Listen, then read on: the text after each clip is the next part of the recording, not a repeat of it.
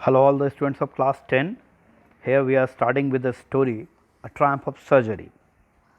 This story is about Tricky, a small dog who is really pampered and overfed by his rich mistress.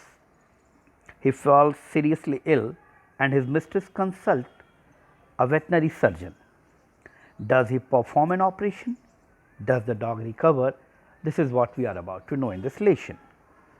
ये कहानी tricky नामक एक छोटे से कुत्ते की है जिसे उसके मालकिन ने बड़े प्यार से पाला है।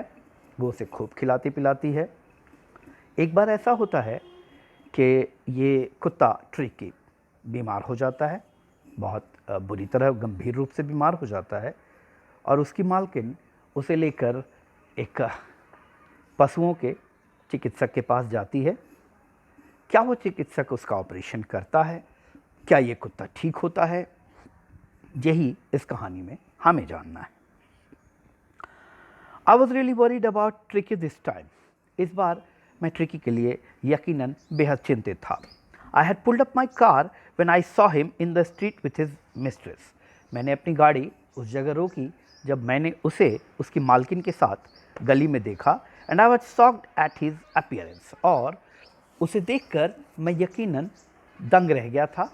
मुझे धक्का सा लगा था। He had become hugely flat.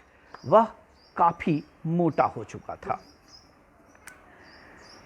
Like a bloated sausage with a leg at each corner. ऐसा लग रहा था जैसे किसी सॉस के डब्बे को बांध दिया गया हो ऊपर नीचे से। ऐसा करने पर कई बार क्या होता है, आप किसी पैकेट के अंदर ऊपर नीचे गांठ लगा दे तो बीच में कैसे फूल सा जाता है, ऐसा ही ट्रिकी का भी हाल हो गया था। ये बिल्कुल सॉस के डब्बे की तरह बीच में फूल गया था और यूं लगता था जैसे इसके किनारों पर टांगे जोड़ दी गई हों। His eyes, bloodshot and rheumy, stared straight ahead and his tongue lolled from his jaw. उसकी आंखें खून सी लाल हो चुकी थीं और बिल्कुल स्ट्रेट सीधी थीं। उसकी लंबी सी जीभ जबड़ों से बाहर लटक रही थी। Mrs Pumphrey hastened to explain. अब उनकी मालकिन जो श्रीमती पम्फेरी थी, उन्होंने जल्दी जल्दी बताना शुरू किया। He was so listless mister Harriet. वो बिल्कुल उद्देश्यहीन था। उसे कुछ समझ नहीं आ रहा था श्रीमान Herriot. He seem to have no energy. ऐसा लगता था जैसे कि उसके अंदर कोई ऊर्जा ही नहीं है, कोई जोश ही नहीं है। I thought he must be suffering from malnutrition. मैंने सोचा शायद ये कुपोषण का शिकार है। So I have been giving him some little extras between meals to build him up. इसलिए मैंने भोजन के दरमियान उसे कुछ कुछ खिलाना शुरू किया ताकि उसके अंदर ताकत आए। Some malt and cod liver oil and a bowl of Horlicks at night to make him sleep. Malt कहते हैं जौ को, कॉड लिवर ऑयल तेल होती है। तो मैंने उसे थोड़ा जौ कॉड लिवर ऑयल के साथ और रात के वक्त एक कटोरी हॉर्लिक्स देना शुरू किया ताकि वो सो सके। Nothing much really. इसके अलावा और कुछ नहीं दिया है मैंने, बस इतना ही दे रही थी मैं। And did you cut down on the sweet things as I told you. अब डॉक्टर हैरियट ने पूछा उनसे, अच्छा मैंने जो आपसे मना किया था कि इसे मिठाइयाँ नहीं देनी है, क्या आपने वो बंद की? Oh I did for a bit but he seem to be so weak I had to relent. नहीं, मैंने थोड़े समय तक किया था लेकिन वो इतना कमज़ोर लगने लगा कि फिर मुझे अपना ये विचार त्याग देना पड़ा। He does love cream cakes and chocolates, so I can't bear to refuse him. अब उसे मलाई केक बहुत अच्छे लगते हैं, चॉकलेट अच्छे लगते हैं, इसलिए मैं देने से इनकार नहीं कर सकी। I look down again at the little dog. मैंने उस छोटे से कुत्ते को एक बार फिर से देखा। That was the trouble. ये थी परेशानी। Tricki's only fault was greed. इस कुत्ते की एक ही गलती थी और वो थी इसकी लालच। He had never been known to refuse food. वह खाने से कभी इनकार कर ही नहीं सकता था। वो मतलब उसके बारे में ये था कि वो खाने को तो इनकार नहीं सकता। He would tackle a meal at any hour of the day और night.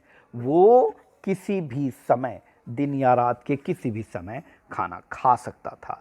And I wondered about all the things Mrs Pumphrey hadn't mentioned. और मैं सोच रहा था उन चीज़ों के बारे में जिनके बारे में श्रीमती पम्फेरी ने अब तक बताया भी नहीं था। ये तो वो बातें थी जो उन्होंने बता दी, और भी ऐसी क्या क्या चीज़ें रही होंगी जो उन्होंने खिलाई होंगी। Are you giving him plenty of exercise? क्या आप उसे खूब व्यायाम करा रहे थे? Well, he has his little walks with me as you can see. नहीं, मेरे साथ, जैसा कि आप देख ही रहे हैं, वो मेरे साथ थोड़ा टहल लेता है। But Hodgkin the gardener has been down with lumbago, so there has been no ring throwing lately. लेकिन क्योंकि हमारा जो माली है हॉजकिन, वो आजकल बीमार है, इसलिए कोई भी लंबागो का खेल, जो कि छल्ले फेंकने और लाने का खेल होता है, ऐसा कोई भी खेल अब तक नहीं हो रहा है।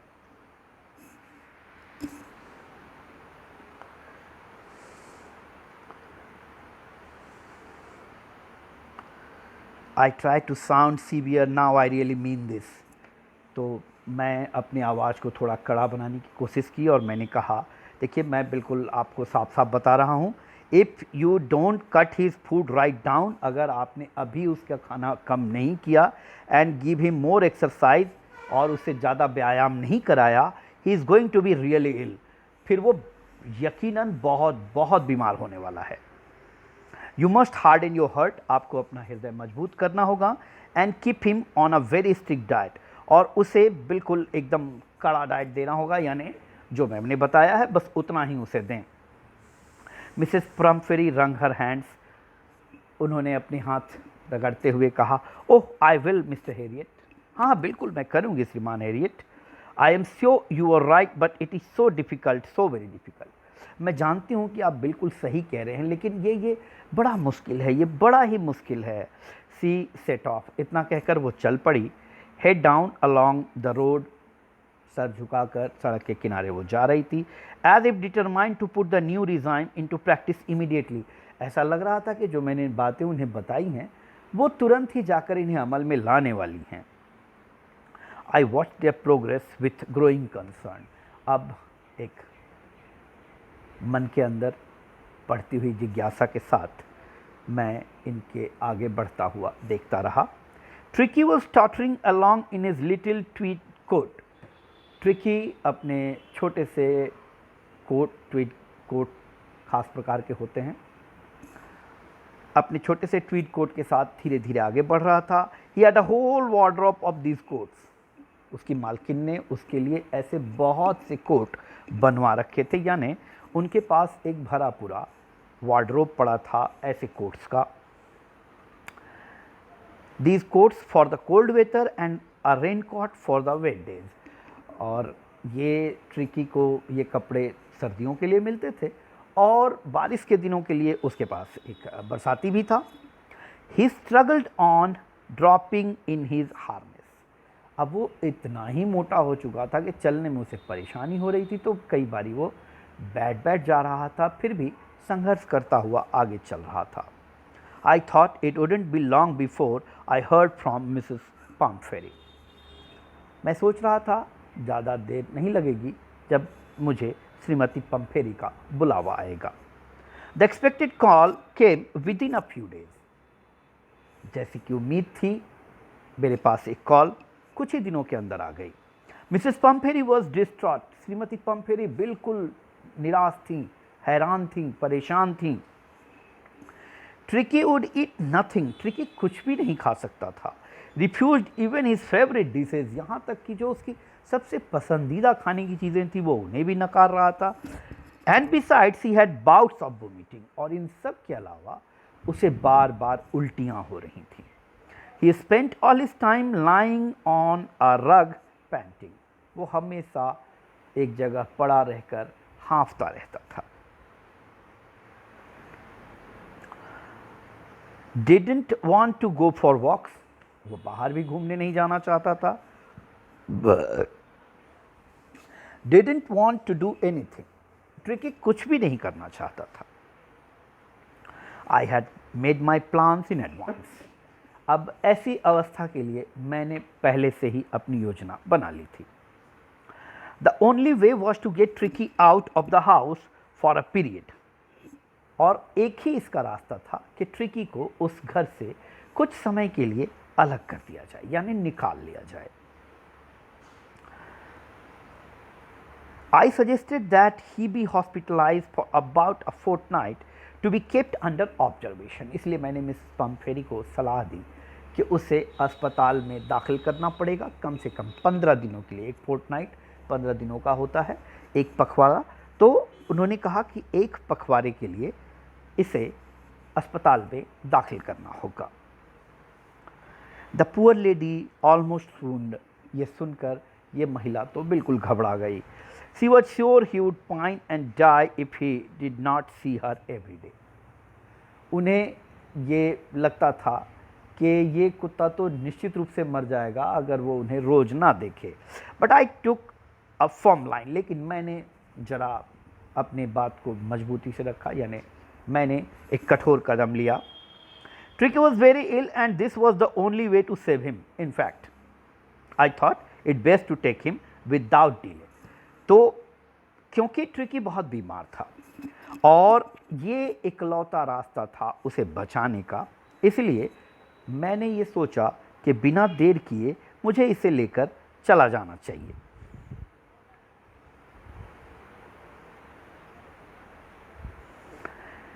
At the surgery, the household dogs surged around me।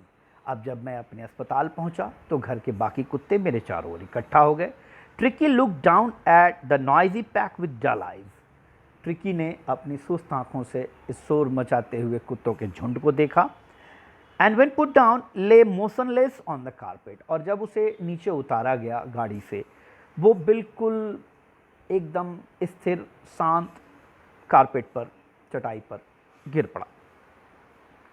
The other dogs, after sniffing round him for a few seconds, decided he was an uninteresting object and ignored him।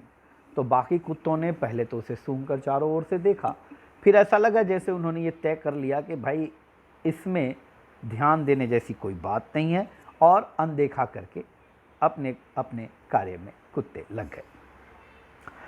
I made up a bed for him in a warm, loose box next to the one where the other dog slept। मैंने एक गर्म ढीले ढाले बक्से में उसके लिए बिस्तर लगाया जहां बाकी कुत्ते सोते थे। For 2 days I kept an eye on him। 2 दिनों तक मैंने उस पर निगाह रखी।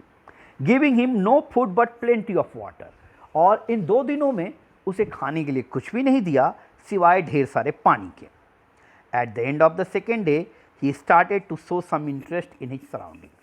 तो दूसरा दिन समाप्त होते होते अब उसने अपने आसपास के प्रति थोड़ी रुचि दिखानी शुरू की। And on the third, he began to whimper when he heard the dogs in the yard। और तीसरे दिन से जैसे ही वो अंदर अहाते में कुत्तों के आवाज़ सुनता था, वो भी तुरंत खड़ा हो जाता था, कांप कर खड़ा हो जाता था। When I opened the door, जब मैंने द्वार खोला, Tricky trotted out and was immediately engulfed by Joe। अब जब मैंने दरवाज़ा खोला तो ट्रिकी बाहर आया और तुरंत ही उसे घेर लिया जो ने, जो कि एक ग्रे हाउंड, एक बड़ा सा कुत्ता था, एंड हिज फ्रेंड्स, और उसके साथ वाले कुत्तों ने उसे घेर लिया। After rolling him over and thoroughly inspecting him. अब जैसे कि कुत्ते दूसरे कुत्तों को उलट पलट करके उनकी जांच परख करते हैं, ऐसे ही इसने भी ट्रिकी को उलट दिया जो ने, और पूरी उसकी जांच परख कर ली। The dogs moved off down the garden. फिर कुत्ते बागान में आगे बढ़ गए। Tricki followed them. अब ट्रिकी ने उनका अनुसरण किया। Rolling slightly with his surplus fat. धीरे धीरे करके अपना जो वो अतिरिक्त फैट, जो उसका मोटापा हो गया था, उसे लेते हुए वो धीरे धीरे उनके पीछे चलने लगा।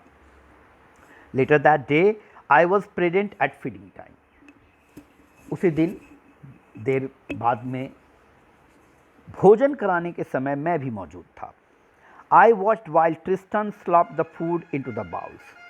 मैंने देखा जब ट्रिस्टन उनके कटोरों में उनके लिए भोजन डाल रहे थे। There was the usual headlong rush followed by the sounds of high speed eating.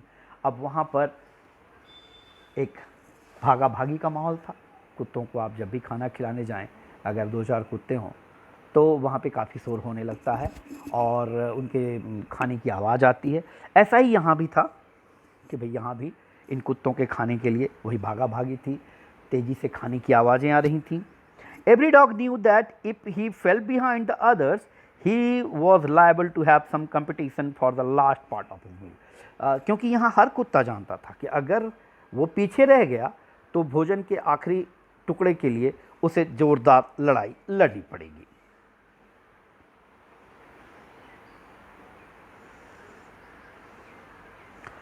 We could hardly believe it when the brandy came to put a final edge on Tricky's constitution.